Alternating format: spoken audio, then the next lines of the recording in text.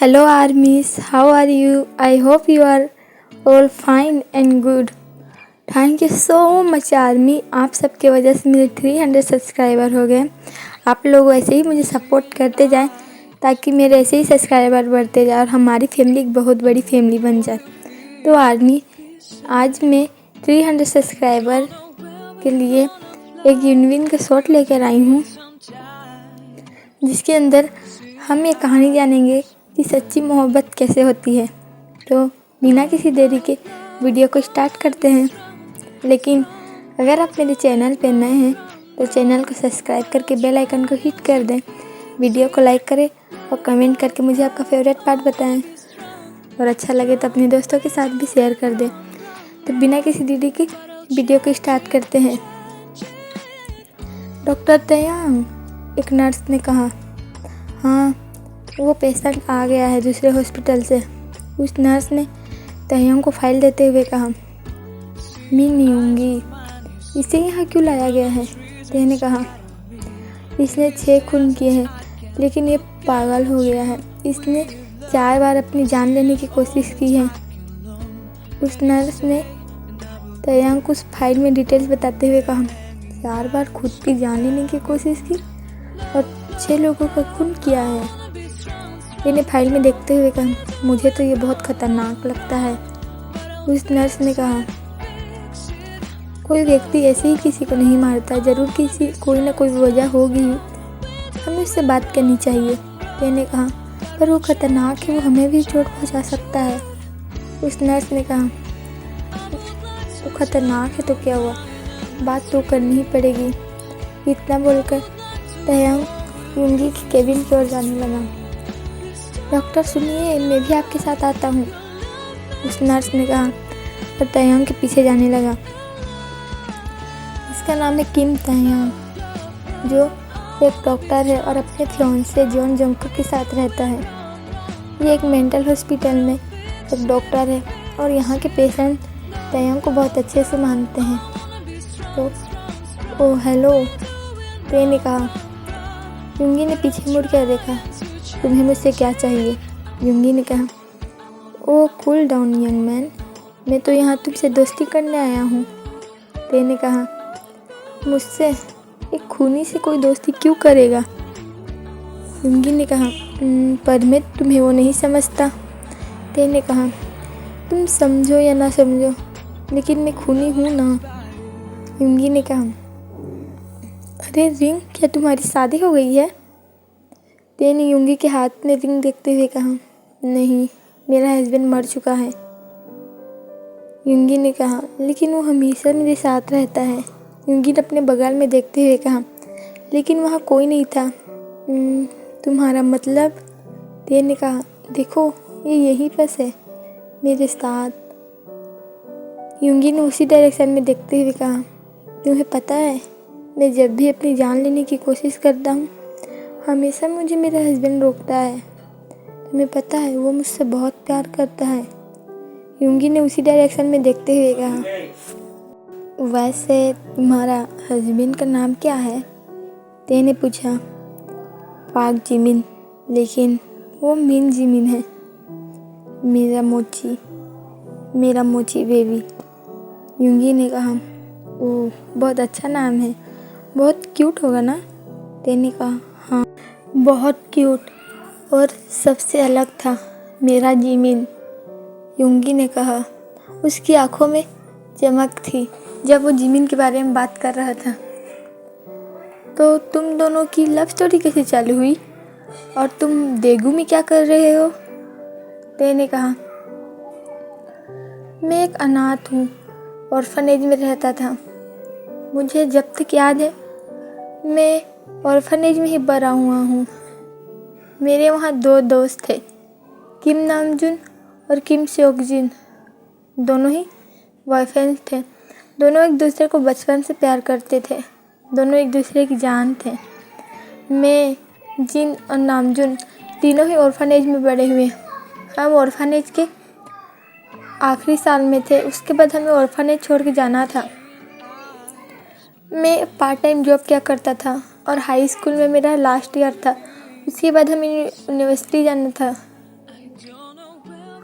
आर्यन और जीन दोनों ही बहुत मेहनत करते थे क्योंकि दोनों को साथ रहना है। उनके बहुत सपने थे और मैं उनके सपनों की कदर करता था, लेकिन मुझे मेरी ज़िंदगी बिल्कुल भी प्यारी नहीं थी। जिमिन के आने तक मुझे तो लगता था कि मैं जी ही क्यों रहूं, किसके लिए जीऊं। लेकिन जिमिन के आने के बाद ये सब चेंज हो गया। मैं जहाँ एक अनाथ था, वही जिमिन का बहुत बड़ा परिवार था। वो बहुत पैसे वाला था, बहुत अमीर, इतना अमीर कि हमारे भूसान को भी खरीद सकता है। लेकिन जिमिन उन सब में अलग था। वो अपने बड़े भाई जैसा नहीं था जिसे पैसे ही चाहिए हो, ना ही उसके डैड और ना ही उसकी मॉम जैसा। जिमिन को जो चाहिए था वो सिर्फ प्यार था, जो उसके पेरेंट्स तो उसने कभी नहीं दिया। मिस्टर पार्क भूसान के सबसे अमीर आदमी थे। उनका बहुत बड़ा बिजनेस था सियोल में। लेकिन जिमिन इतना पैसा वाला होने के बाद भी उसे इस बात का बिल्कुल भी घमंड नहीं था। जिमिन हमेशा बचपन से पैसों में बड़ा पड़ा है। उसे प्यार क्या होता है किसी ने सिखाया ही नहीं किसी ने वो प्यार दिया, सिर्फ उसे पैसे ही मिले। लेकिन जिमिन को जो चाहिए था वो प्यार था। जिमिन जब हमारे स्कूल में नया आया, मैं जिमिन को देखते ही उसके ऊपर लट्टू हो गया। लेकिन मुझे अपनी औकात पता थी। मैं जानता था जिमिन कहाँ से है और मैं कहाँ से। हम दोनों एक दूसरे के लिए कभी नहीं बने हैं, लेकिन मेरा दिल फिर भी उसी के ऊपर आ गया। लेकिन हैरानी की बात यह थी कि जिमिन भी मुझे पसंद करता था। उसने पहले से ही मुझसे दोस्ती करनी चाहिए। उसके जितने भी दोस्त थे उसने जिमिन से दोस्ती तोड़ दी क्योंकि वो मुझसे बात किया करता था और उसके दोस्तों को लगता था कि मैं सिर्फ पैसों के लिए उसके साथ हूँ। मैंने जिमिन को अपने बारे में सब बताया, लेकिन जिमिन को इससे कुछ मतलब नहीं था। वो सिर्फ मुझसे प्यार करता था और मैं भी। हम दोनों के लिए एक दूसरे के लिए प्यार था, लेकिन हमने कन्फेस नहीं किया था। जिमिन की जिन और नामजुन से भी बहुत अच्छी दोस्ती हो गई। हम चारों अब स्कूल में एक साथ रहा करते थे। जिमिन तो बड़ा घर का था। अगर वो अच्छे नंबर नहीं लाता फिर भी उसके घर वाले उसका एडमिशन यूनिवर्सिटी में ही करा देते। लेकिन हमें यूनिवर्सिटी जाने के लिए हमें तो मेहनत करनी पड़ती ना, तो हमने दिन रात एक करके पढ़ाई करना स्टार्ट कर दिया। हमारे लिए थोड़ा मुश्किल था क्योंकि हमें अपनी जॉब पर भी जाना होता था, लेकिन इसमें जिमिन ने हम सबकी बहुत मदद की। जिमिन और मैं अभी भी फ्रेंड्स थे, लेकिन हमारा दिल गवाही देता था कि हम दोनों एक दूसरे से कितना प्यार करते थे। हम दोनों एक दूसरे को देखे बिना नहीं रह सकते थे। ऐसा एक दिन भी ना हो कि जब मैं और जिमिन ना मिले हों। जिमिन हमेशा मेरी वर्कशॉप में आया करता था मेरी मदद करने के लिए। मैं उसे हमेशा मना करता था कि तुम यहाँ मत आओ। अगर उसके घर वालों ने देख लिया तो मैं जिमिन से कभी बात भी नहीं कर पाऊँगा। लेकिन जिमिन का कहना था कि उसके घर वालों को जिमिन से लेना देना ही नहीं है। वो तो बस उनके परिवार का एक नाम है, पाक जिमिन। लेकिन उसके घर वाले को पता भी नहीं रहता जिमिन को जब क्या चाहिए रहता और क्या नहीं। जिमिन ने अपनी बातें सभी मुझसे शेयर की। मैं जिमिन को जानने लगा। जिमिन मुझे भी जानता था। एक दिन हमें स्कूल ट्रिप पे ले जाया गया, हमारे क्लास को, क्योंकि हमारे क्लास हाई स्कूल में लास्ट ईयर में था। उसके बाद हमें यूनिवर्सिटी जाना था और सभी बच्चे पढ़ाई में बहुत बिजी थे। तो सबका मूड फ्रेश करने के लिए टीचर ने सभी को ट्रिप पे लेके गए। नामजिन, मैं और जिमिन सभी एक साथ घूम रहे थे। तभी अचानक से बारिश आई और सब इधर उधर जाने लगे। मैं और जिमिन भी एक पेड़ के नीचे छुप गए और वहाँ पर किस्मत से एक गुफा टाइप में था। मैं और जिमिन वहीं थे। ठंड बहुत थी। मैंने अपना जैकेट निकाल के जिमिन को दे दिया। जिमिन ने सो लिया और बारिश रुकने का नाम नहीं ले रही थी। हमें टाइम पास करने के लिए हम इधर उधर की बात करने लगे। तभी जिमिन अचानक से मेरी लैप में आके बैठ गया। मैं बहुत घबरा गया था कि जिमिन कर क्या रहा है, लेकिन जिमिन ने मुझे किस करना स्टार्ट कर दिया। मेरा दिल उस वक्त जैसे रुक से गया था। मुझे कुछ समझ नहीं आ रहा था जिमिन करना क्या चाहता है। लेकिन जिमिन ने किस ब्रेक करके कहा कि वो मुझसे बहुत प्यार करता है। अगर मैं उसे नहीं मिला तो वो अपनी जान ले लेगा। मैं जिमिन से बहुत प्यार करता था। मैंने जिमिन को समझाया भी कि नहीं, हम एक नहीं हो सकते, उसके घर वाले कभी हमारे प्यार को एक्सेप्ट नहीं करेंगे। लेकिन उसने कहा कि मेरा प्यार उसके लिए मायने रखता है, उसके घर वालों का ओपिनियन नहीं। मैं जिमिन से पहले ही प्यार करता था, इसीलिए हम दोनों रिलेशनशिप में आ गए। उस वक्त हमारा हाई स्कूल का लास्ट दिन था और वो बहुत अच्छा पल था हमारे लिए, हमारी फर्स्ट किस, और हमने प्रपोज़ किया। फिर हम यूनिवर्सिटी में पहुंच गए। यूनिवर्सिटी में बहुत से कारनामे हुए, बहुत लड़के लड़कियां मेरे पीछे थे और बहुत जिमिन के। लेकिन हमने हमेशा एक दूसरे पे भरोसा बनाए रखा, क्योंकि एक भरोसा ही है जिसके सहारे हम एक दूसरे के साथ रह सकते हैं। अगर आपको अपने पार्टनर पे भरोसा नहीं तो आप कब तक आपके रिलेशन चलेगा ये आपको खुद नहीं पता रहता। युंगी ने कहा, और उसकी आंखों में आंसू थे, लेकिन खुशी के आंसू, क्योंकि वो अपने और जिमिन के बारे में याद कर रहा था। तेन युंगी की ओर देखा। फिर क्या हुआ, तुम दोनों यूनिवर्सिटी पहुँचे तो? ते ने कहा, यूनिवर्सिटी जाने के बाद हमने ऑर्फनेज छोड़ दिया, क्योंकि हमें सिर्फ हाई स्कूल तक के ऑर्फनेज में रखा जाता था। हमने ऑर्फनेज छोड़ने के बाद नामजिन ने एक ही अपार्टमेंट लिया। मैं उनके नेक्स्ट अपार्टमेंट में रहता था और जिमिन हमारे अपार्टमेंट में आया करता था। लेकिन अब हमें यूनिवर्सिटी पहुंच गए थे, इसीलिए हमें ज़्यादा मेहनत करनी थी। मैं इंग्लिश में हमेशा से बहुत अच्छा था, इसीलिए मैं पार्ट टाइम बच्चों को इंग्लिश की क्लास दिया करता था और जिमिन मेरी मदद किया करता था। ऐसे ही दिन बीतते गए और हमारे कॉलेज लाइफ ख़त्म होने की आई। उस दिन कॉलेज का लास्ट एग्ज़ाम था। हम सभी ने अपना एग्ज़ाम बहुत अच्छे से दिया था, लेकिन जिमिन उस दिन कुछ अलग लग रहा था। मैंने उससे पूछा भी, जिमिन क्या हुआ? लेकिन उसने कुछ नहीं कहा और मुझे टेरेस पे ले गया। मैंने वहाँ जाकर उससे पूछा, लेकिन जिमिन ने कुछ नहीं कहा, उसने बस मुझे हक कर लिया। युंगी ने कहा, हमने बहुत बार किस किया है, हमने लव मेकिंग भी किया है, हक किया है, लेकिन जिमिन उस दिन मुझे जो हक किया मैं आज तक नहीं भूला। वो सबसे अलग था। वो ऐसा था जैसे वो मुझसे कह रहा हो कि मुझसे दूर मत जाओ। युंगी ने कहा और उसकी आंखों से आंसू बह रहे थे। तेने अपने पॉकेट से हैंकी निकाल के युंगी को दिया और उसने अपने आंसू साफ किए। फिर क्या हुआ? क्या जिमिन ने तुमसे ब्रेकअप करने को कहा? तेने पूछा। नहीं, उसने कहा कि हमें यहाँ से चले जाना चाहिए, बहुत दूर, इतना दूर कि कोई हमें नहीं पहचान पाए, नहीं हमें ढूंढ पाए। युंगी ने कहा, पर उसने ऐसा क्यों कहा? तेने पूछा। क्योंकि उसके घर वाले जिमिन के शादी कराने वाले थे किसी बिजनेसमैन से, वो भी बिजनेस के लिए। युंगी ने कहा, मैंने जब ये बात सुनी तो मेरा खून खौल उठा। उनकी हिम्मत कैसे कि जिमिन को एक बिजनेस के खिलाफ ऐसे करे? क्या उन्होंने जिमिन को इसीलिए पाला पोसा है कि उसे एक बिजनेस के लिए उसकी कहीं शादी करा दे? मैं उस वक्त बहुत गुस्से में था, लेकिन जिमिन वो कुछ प्लानिंग कर रहा था। उसने कहा कि हमें यहाँ से दूर चले जाना चाहिए। मुझे पता है मिस्टर पार्क बहुत अमीर आदमी है, वो मुझे और जिमिन को कहीं से भी ढूंढ लेंगे।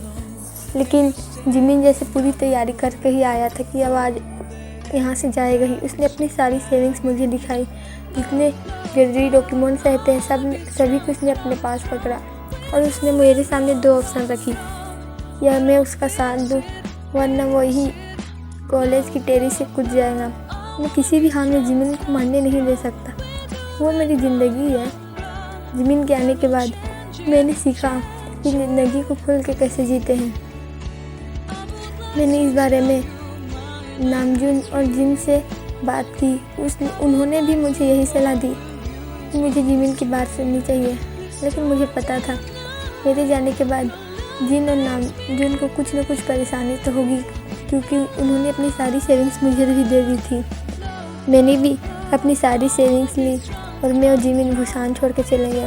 हम ट्रेन में बैठ गए, लेकिन हमें पता नहीं था कि हम जा कहाँ रहे हैं। हमें बस इतना पता था कि जल्द से जल्द हमें भूसान से निकलना है, क्योंकि अगर एक बार मिस्टर पार्क को पता चल गया तो वो हमें कहीं से भी ढूंढ निकालेंगे।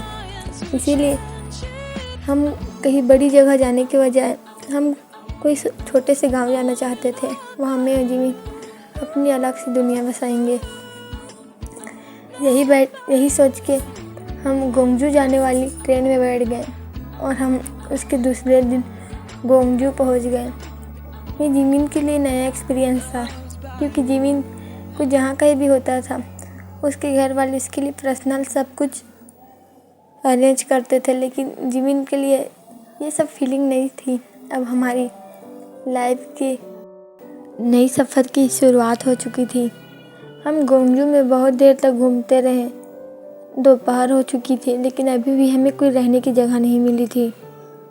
फिर हम एक अपार्टमेंट देखने जा ही रहे थे, तभी मेरी एक कार से टक्कर होते होते बची। जिमिन को रो रो के बुरा हाल था। उसने मुझे ऐसे वक्त में देखा। मैं जिमिन को समझा रहा था कि मुझे कुछ नहीं हुआ। तभी उसमें से एक आदमी निकला। वो बहुत अच्छा आदमी था।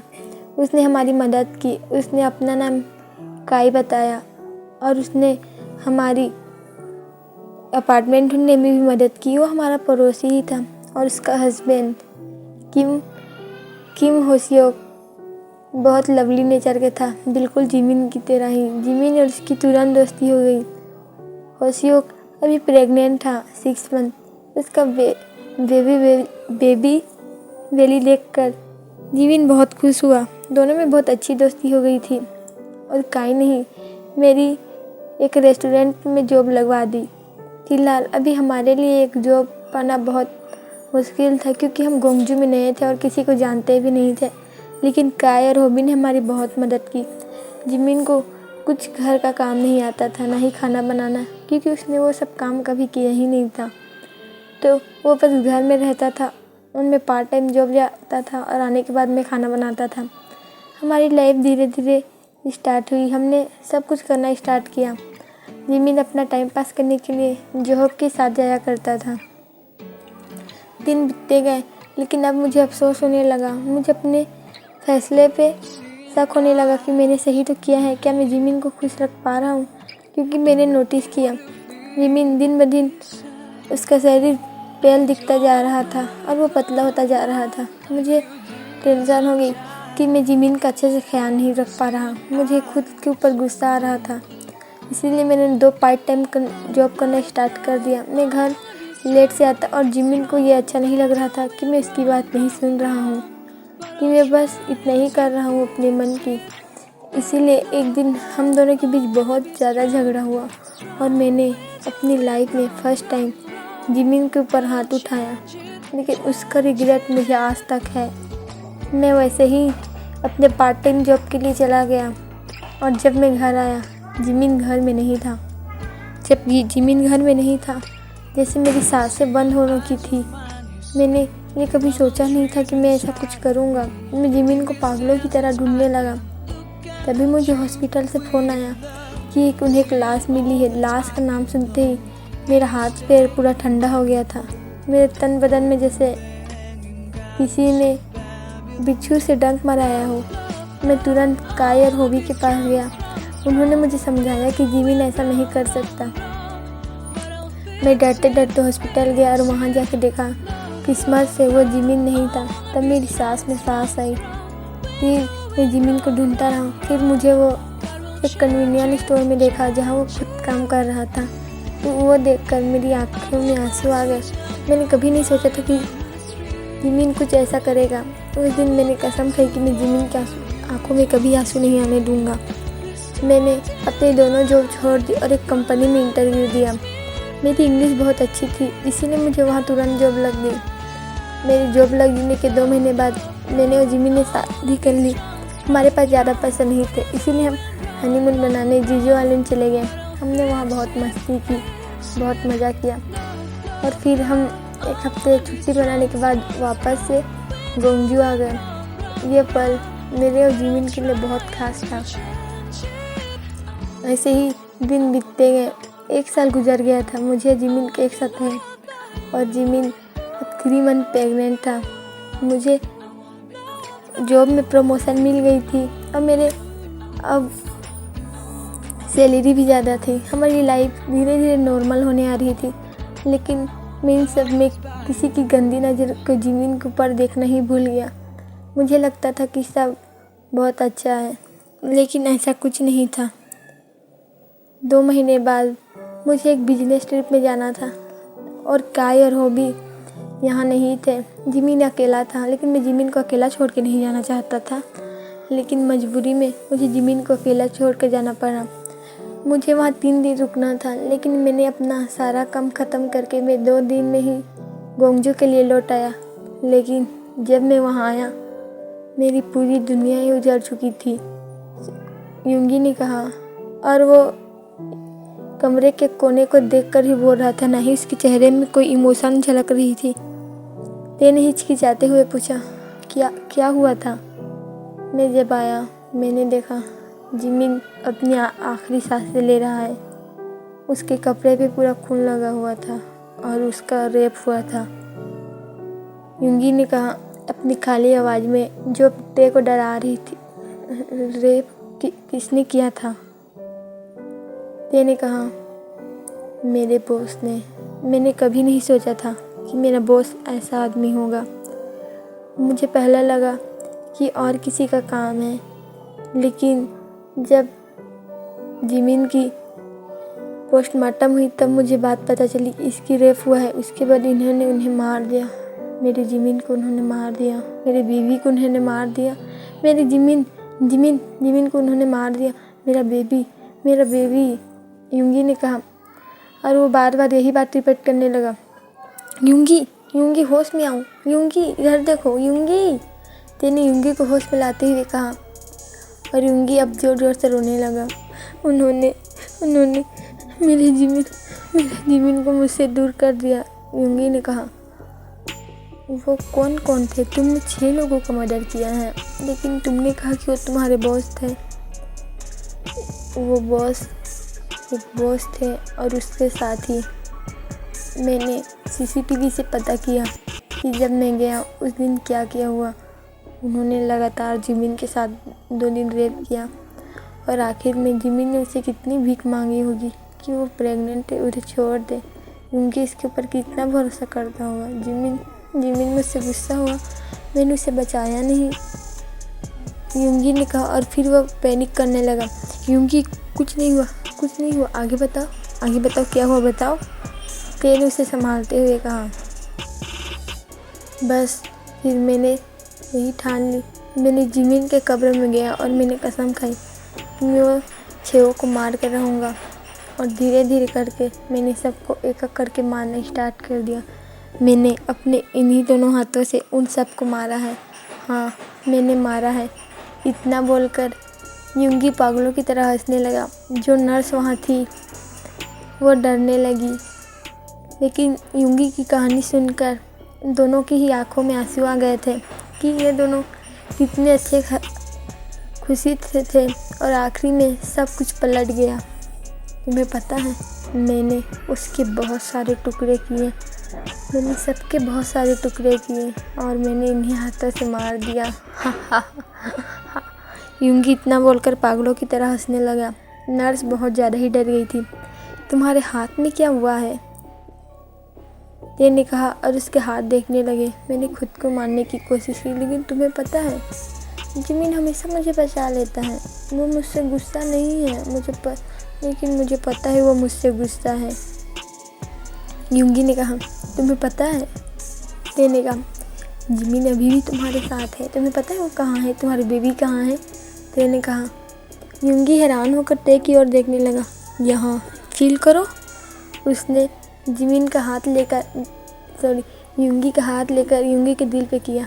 जिमिन और तुम्हारे बेबी यहाँ जिंदा है, तो इसीलिए तुम्हें उनके लिए जीना ही होगा ना? तेने कहा। युंगी ने हाँ कहा और वो साइलेंटली रोने लगा। ते और नर्स वहाँ से चले गए युंगी को थोड़ा अपने लिए टाइम देने के लिए। ते ने आज जो युंगी की कहानी सुनी वो उसके दिल को छू गई थी कि वो दोनों एक दूसरे से कितना प्यार करते थे। ते ने अपनी शिफ्ट ख़त्म की और अपने घर के लिए निकल गया और जितनी जल्दी हो सके उतनी जल्दी घर पहुंचना चाहता था। और युंगी की बातें अभी भी उसके कान में ही गूंज रही थी कि उसने जिमिन को पाने के लिए क्या किया। और जब वो चीज़ हमारे पास होती है तो हमें उसकी कदर नहीं होती, और जब वो चीज़ हमसे दूर जाती है तब हमें उसकी कदर महसूस होती है। ते ने आज जो युंगी की कहानी सुनी वो उसके लिए एक एग्जाम्पल जैसे बन गई थी। वो जंगकुक 4 साल में रिलेशन से थे। उनके बीच बहुत सी लड़ाइयाँ हुई, लेकिन वो दोनों हमेशा आखिरी में मान ही जाते। लेकिन जब आज युंगी ने कहा कि जिस रिलेशन में किसी के लिए भरोसा ही नहीं रहता, ट्रस्ट नहीं होता, वो रिलेशन कितने भी साल हो टूट ही जाता है। लेकिन युंगी और जिमिन की कहानी में युंगी और जिमिन को एक दूसरे के ऊपर पूरा ट्रस्ट था। युंगी को लगता था कि वो उसका ज़िंदगी में कोई नहीं है, वो जो जीता है वह सिर्फ बेकार है। लेकिन जिमिन के आने के बाद उसकी ये सोच बदल गई। लेकिन जिमिन के आने के बाद उसे लगने लगा कि हाँ, सभी लोग अच्छे होते हैं। इसीलिए युंगी ने ना चाहते हुए भी जिमिन को अकेला छोड़ के चला गया। अगर युंगी के बस में रहता वो नहीं जाता। उन्हें गोंगजू में आए ज़्यादा वक्त भी नहीं हुआ था, इसीलिए वो अभी अपना नौकरी नहीं खो सकता था। इसीलिए वो बिजनेस ट्रिप पे चला गया। ते बस यही सब सोच रहा था और अपनी कार अपने घर के सामने पार्क करके डोरबेल ज़ोर ज़ोर से बजाने लगा। हाँ, मैं आ रहा हूँ। अंदर से एक आदमी का आवाज़ आया। ते, तुम्हें क्या हुआ? आज तुम इतनी जल्दी? उस आदमी ने कहा, आई एम सॉरी जंगकुक। ते ने कहा और जंगकुक को जोर से हक कर लिया। ते, क्या हुआ? तुम्हें पता है मैं तुमसे बहुत प्यार करता हूँ। ते ने कहा, हाँ मुझे पता है, पर क्या हुआ? जंगकुक ने कहा, कुछ मत बोलो, बस हक करो। तुम्हें पता है आज हमारे हॉस्पिटल में ना एक नया पेशेंट आया और मैंने उसकी कहानी सुनी। तुम्हें पता है उसका हस्बैंड उसके लिए सब कुछ था, एवरीथिंग। ते ने कहा, तो तुम मेरे लिए कुछ नहीं हो, तुम भी मेरे लिए सब हो। जंगकुक ने कहा और ते के फोरहेड में किस किया। हाँ, और तुम मेरे एवरीथिंग हो।